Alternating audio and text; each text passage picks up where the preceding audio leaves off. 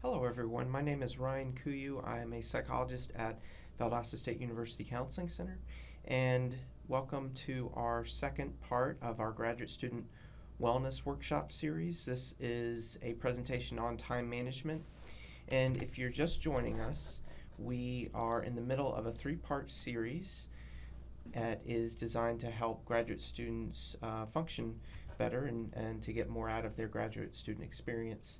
So the first part was maintaining relationships, and that video is still available if you want to view that. Today we're going to be working on time management. And part 3 is finding balance, which will be available in about a month, and that's presented by Bradford Coleman, and that's going to be available November 1st. So just a little bit about the workshop today. We're going to be focusing a lot on time management strategies and techniques. And the object is to maybe gather a better understanding about how you're using your time and maybe get some tips and suggestions on how you can use your time more efficiently, and just some other factors to be aware of. So specifically, we're going to discuss planning and how that can be used as a time management strategy, learning how to minimize distractions and how to work efficiently, and also discovering some techniques on how to manage procrastination. And that procrastination is an aspect that affects a lot of us. So these are the points that we'll discuss today in more detail, and hopefully by the end of the presentation you can have some concrete things that you would like to do to manage your time more effectively. So before I get into some specific suggestions, I just wanted to review some, some theoretical understandings of time management and some philosophies. And I just wanted to begin with a quote. This is by Abraham Lincoln, and this is a quote that kind of sticks with me when I am trying to put off planning or don't want to spend any time on planning. And the quote goes, "Give me 6 hours to chop down a tree, and I will spend the first 4 sharpening my axe." And what this quote speaks to me about is the importance of planning, that the time that you spend in preparing for whatever you need to be doing is not time wasted, that you can usually do the things that you need to do a little bit more efficiently if you just spend a few minutes or some period of time planning what you're going to do. So that's something we're going to keep in mind, that planning is a very useful tool and it makes you more efficient. Another aspect is a researched concept called planning fallacy. And the planning fallacy indicates that we have this tendency to underestimate the time that we need to complete difficult tasks. And this is especially true for difficult tasks. And we're just not very good at judging how long things are going to take us to do. And even if we have that data, we have that experience with doing similar tasks of that nature, we're not going to be drawing on that experience, any type of data that we've collected with how long things typically take us. So we're always going to be most likely underestimating the time that we need. So that's something we also have to take into consideration. And then lastly, I want to go over the quadrants of time management. And you may have heard of these before, but time management, the tasks that you have to do can fit into 4 quadrants. And these are based on the degree of importance and how urgent these tasks are. So just going through these, the red quadrant up here, the important urgent tasks, these are tasks that are extremely important to you. Perhaps they're a large portion of your grade and they're very urgent, so they're happening today or tomorrow or the next day. They're happening within the next several days. So these tasks are things that you have to get done and they're very important to you. So it's really important to know that if you just operate in this category for a long period of time, just doing things that are coming up that are really important, it's the equivalent of putting out fires. You're going to feel pretty burnout and stressed out if that's all you're doing is attending to the most important thing that's happening right now. The second category, the important non-urgent quadrant, these are tasks that are very important. So like the other example, they might be a large portion of your grade or very important in your overall graduate experience, but they're not urgent. So these things are not happening to you right now. They are maybe perhaps a couple weeks out or at the end of the semester. So the time difference is kind of the difference between these two. And it's a really great strategy, if you can, is to stay operating in this category as long as you can. Of course, you have other things that might pop up that are important that you need to focus on, but you're going to gain the most clarity, control, and be able to manage your stress a lot better if you're operating, doing things that are several weeks out that are very important. Now, the other two categories I'm going to go over briefly, the non-important urgent tasks. These are things like emails, perhaps text messages. These could be meetings that pop up. These are things that are not that important in the grand scheme, but they're urgent. They're happening right now, and you have to attend to them. And this is also going to lead to some stress if you're always attending to things that are happening right now. You're not going to be able to get anything else done, and it's going to be very frustrating. So that's also something to be mindful of. If you are constantly answering text messages and emails while you're working, it might be time to reevaluate that and maybe perhaps setting aside a time in the morning and the afternoon to check your emails that's designated so you're not just answering them as they come up. There's also the non-important, non-urgent category. So these can be classified as time wasters. And what I will say about this category is it's important to have some time wasters and some things that you do to decompress, because that helps with stress management. But you want to be wary of spending too much time in this category, because it's not going to be helpful in the grand scheme. You're going to be neglecting some other important tasks that you need to get done. So that's kind of the basic introduction, some things that I wanted to introduce. That planning is very important, and it shouldn't be neglected, and it can help you be more efficient. That we tend to underestimate the time that we need, and we're not very good at estimating that. So we have to spend some additional time or some thought on how long this is actually going to take us. And then the quadrants of time management, it's a very effective strategy to work on important non-urgent tasks. So those are tasks that are further out that are very important, trying to work on things ahead of time.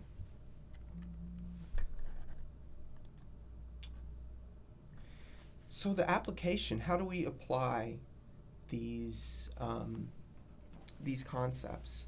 And what I would recommend to begin is to audit your time for a week, just to kind of get a sense of how you are using your time. And this is something we don't usually do. We just usually plan, we put things in our calendar, our task list, and we just go throughout our day and try to get as much done as we can. But this might give you a little bit more insight of how you're actually using your time. So what I would recommend is having a planner and keep doing what you're doing, and then just for a week, monitoring what you actually do. So beside it, just monitoring. So if you have a study time from 8 o'clock in the evening to 9 o'clock, after that study time, monitor exactly what you did. So you might find that you spent the first 10 minutes studying, and then you got an email, got distracted, and you watched Netflix for the rest of the hour. So just try to see what you actually are doing during the times you are designating for specific activities. And that's I would begin there and just start with that, and that can open your eyes to some different things that you might need to work on. Another suggestion is to do some weekly planning, and very often we do daily planning. We plan what we're going to do for the day, but kind of getting an overall picture, this is going to be helpful. So this is what I would suggest is maybe picking a day like Sunday or Monday or Tuesday or sometime early in the week, and setting aside some time and going over a trigger list. And the trigger list is designed to prompt you to think about some different things that you might need to do during that week that either have to do with long-term goals or your goals with school or specific tasks that you might need to complete. So this is just an example. So you can perhaps say you designate Monday afternoon for this, and Monday afternoon you can look at this list, starting with long-term goals. So thinking about what your long-term goals are and designating if there's anything that you need to do for those goals.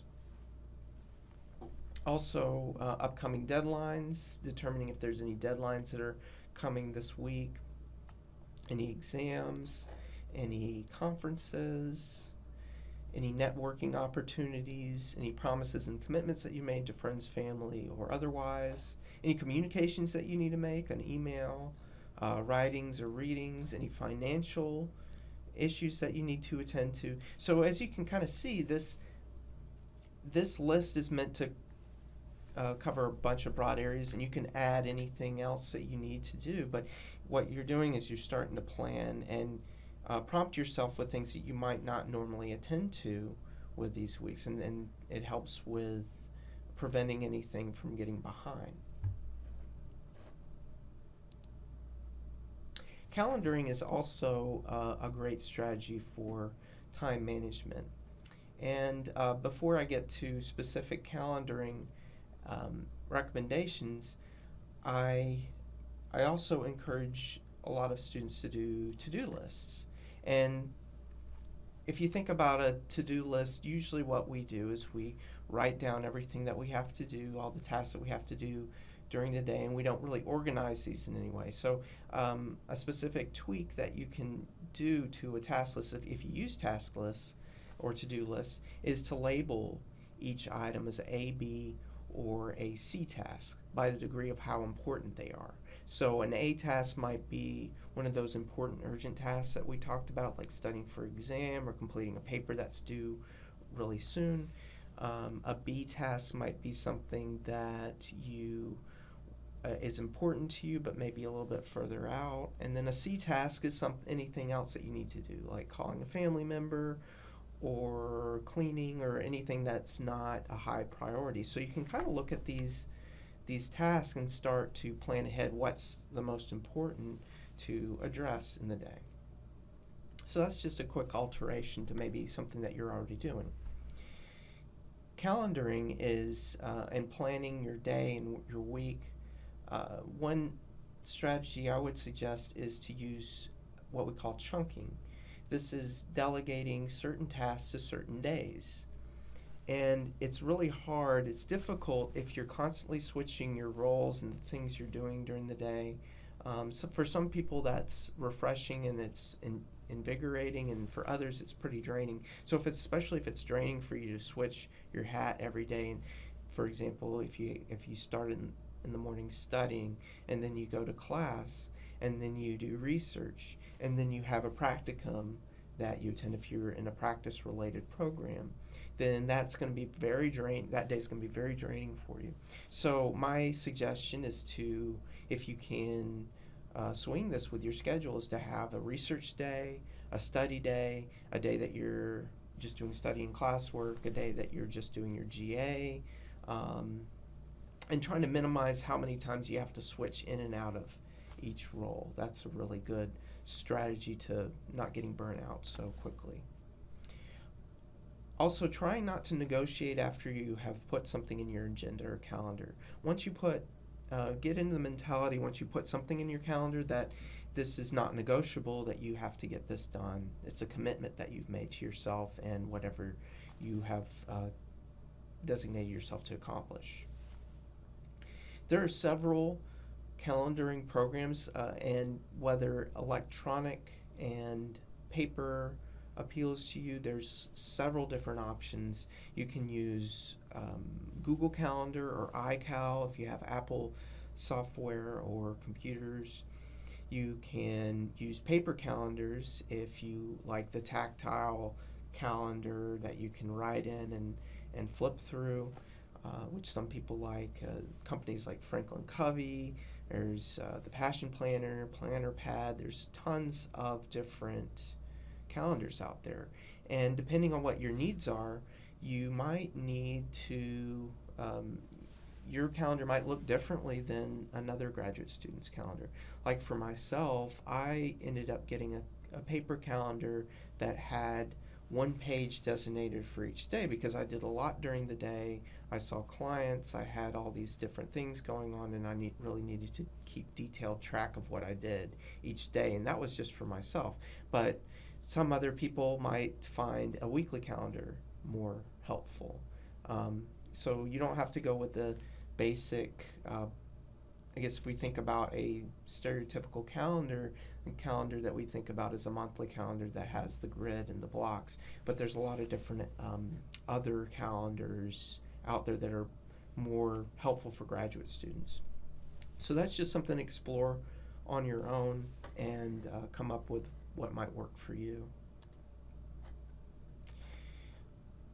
Reminders are a really helpful way of keeping track of what you need to do, and especially today with the software that we have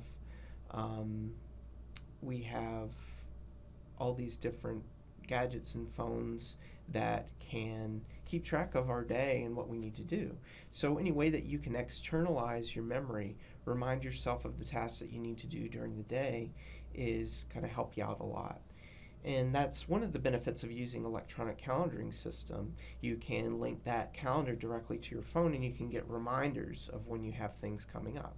So for instance, one thing that I do is I have a Google Calendar, and that's linked to my phone, and I have my phone reminding me 5 minutes before I have to begin an appointment or something else that I put in my calendar. It reminds me, it vibrates, and it tells me that I need to be switching to that other task. So that's very helpful for myself and for a lot of other people. You can also use alarms on your phone if you find that helpful, to remind yourself of appointments. But however you choose to do that, finding a way to remember tasks and electronics can really help you with that. Minimizing distractions is a great way of making efficient use of your time. Working in areas that have minimal distractions, and like a library, or having a designated area in your home that you can focus on. And this is a really good strategy. I see a lot of people that have difficulty with attention and concentration, and usually it's because they're studying in an environment that's pretty distracting. They have the TV going and other things that are happening in their environment. So try to get to a place where that's at a minimum.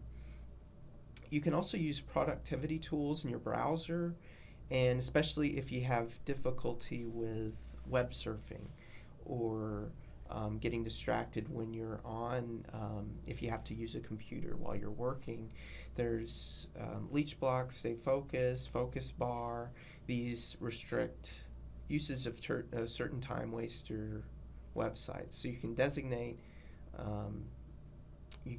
the sites that are helpful for you to get work done, and then the ones that you tend to have a little bit more difficulty with and you tend to browse on. Also, the sticker method is helpful with putting a colorful sticker on something that distracts you often. So if you have something that you do or that you tend to get distracted with, put the sticker on this object, and anytime you see this sticker, do a mental check-in and ask yourself what you were supposed to be doing during when you see the sticker. So you might find that when you see the sticker, you were supposed to be reading. You had said that you were supposed to be reading, and you can gently orient yourself back to that task. So it just serves as a reminder, another way to remind yourself that you need to stay on task. Some other tips I'll suggest is studying with a friend or a cohort member, and this helps with keeping each other accountable and you accountable, especially for a lot of boring tasks or things that you have to do that require a lot of energy. It's helpful to have some sort of social support associated with that, or social accountability. using small chunks of time wisely. Sometimes we get free 15 minutes or a free hour that we weren't expecting, and it's important to not waste that time, to think before just thinking, oh, I'm going to goof off for an hour with this found time I have. Think about maybe there's a couple of tasks that you can take care of very quickly, some emails that you have to answer, something, one of the tasks, like maybe a C task on your task list, something that's not as important, that might not take that much time. Try to see if you can get a task that you've been putting off finished. There's also a technique called the Pomodoro technique for studying. So especially if you have a shorter attention span and it's difficult for you to stay focused when you're reading, it's a technique where you work very hard for 20 to 25 minutes and then you take a 5-minute break. So you're building in breaks and you're designating the time that you need to work hard. So this helps with staying focused if you're trying to study or read for a longer period of time. Another aspect I'll mention is sometimes it's okay to just strive for good enough on particular assignments or projects, and rather than trying to be perfect. And one thing that was mentioned to me, and it was a little bit confusing because especially when I got into graduate school, in undergrad it was really it's about the grade and you have to make really good grades, and that's kind of the point of or one of the points of undergraduate school. There's a lot of emphasis on that. But when you get to graduate school, it's a little bit different. Of course, your grades are important. But what I was told when I first entered is if you go through graduate school and make straight A's and you don't make a B, you failed graduate school. And that's because your time is spent in a lot of different areas. You are doing a lot of different things. You're doing research, you have a graduate assistantship, there's a lot of other things that are important. And if you are so focused on just getting that A instead of a B, then sometimes you lose some of those experiences that you can be gaining in graduate school. So that's kind of why I was told that. So if you have this rigid view that you have to get all A's, maybe it's time to reevaluate that, because sometimes your experience in graduate school can be a lot better and a lot fuller if you allow yourself to make a B or two when you're in graduate school. And another thing I'll mention is to reward yourself, to take time to reward your accomplishments and take a break. And there's always constantly hoops that you have to jump through. Well, one of my supervisors gave this example to me that kind of stuck with me. He mentioned that he had this bottle of champagne that he was going to open and celebrate with his wife after he finished his dissertation when he finished his comps in graduate school. And he got to comps and he finished that, and he realized he didn't pop open the champagne because he realized that it was he had to work on his dissertation and finish that. So he worked on his dissertation, he finished the dissertation, and he didn't open the bottle of champagne because he realized that he had to start working on licensure. And it just kind of went on, but basically he never opened the bottle of champagne, he never celebrated his accomplishments. And I think even though we always have that next thing that we're working on, it's important to give ourselves a break and just celebrate what we've already accomplished, because there's always time to work and do other things. The last point I'll hit on is procrastination. And this is something that a lot of people struggle with. Like I said, it's important to know where procrastination is coming from. Avoided tasks are either really boring, so they're not motivating enough to bring you into action, or they arouse so much anxiety that you're avoiding these to avoid the anxiety. So a good way to assess this, just try to be honest with yourself in what might be motivating you to procrastinate. So asking yourself, is this task too boring to inspire me, or am I feeling anxious about some way in this task? And it might be a combination of both. But one of these questions might be more harder for you to answer, and that's okay. And taking a proactive or a problem-solving approach to these tasks is the best the best solution. And I'm going to give you a couple of suggestions of what you can use. And some of these suggestions are interchangeable, so you can use some of these tasks if they're boring or if they arouse anxiety. So whatever fits for you. So if a task is boring, try making a social commitment to complete the task, letting somebody know that you're trying to complete this task and you're having difficulty doing it. That way it adds that social accountability component to it. Interspersing boring and enjoyable activities. So the task it's not going to change how interesting the task is to you, but at least you're going to stay aroused in some way and invigorated while in between the task, and it will help make it a little bit more bearable if you do some boring and some more exciting tasks. And then also you can try to motivate yourself by keeping in mind the high price of procrastination. You can probably think of several times in your life where you've kept things off until the last minute and how that was for you, and it was probably not a very good experience. You were running around trying to finish things at the last moment, and that's not really what you want to do. It was a stressful time. So just reminding yourself of that. Think about that specific instance, and that sometimes that can help you get at least motivated to wanting to do that. Arousing anxiety. Sometimes what happens when we're anxious about a task is because it's a huge thing that we have to do, like a thesis or a dissertation or comprehensive exams or whatever it is, and this task might seem insurmountable when we're working on it. So a good strategy is to break big tasks into smaller ones, and sometimes when you do that, you find that the project that you're working on is manageable. So instead of looking at a huge cliffside in front of you, this huge insurmountable task, you have stair steps, so different things that you can do to reach the top of the cliff, that there's a way to get there. Another strategy that's helpful is to make a commitment to just do 10 minutes on a task. And this might seem a little weird, a weird strategy, but really you can trick yourself into starting on a task, and that's usually the hardest part, is getting started.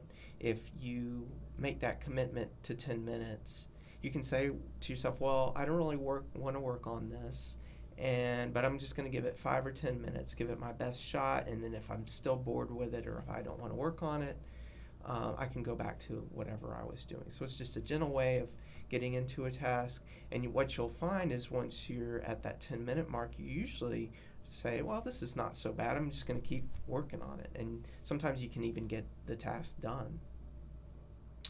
Also, asking yourself what you will need to increase your confidence for a given task. So sometimes what happens is we come up against a barrier in completing something. So maybe there's a question that you need to ask one of your professors, or maybe you need to work on a skill or something else before you get started on that task.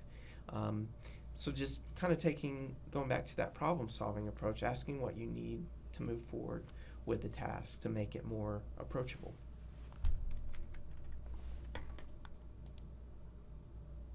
So these are some of the references that I used for the presentation.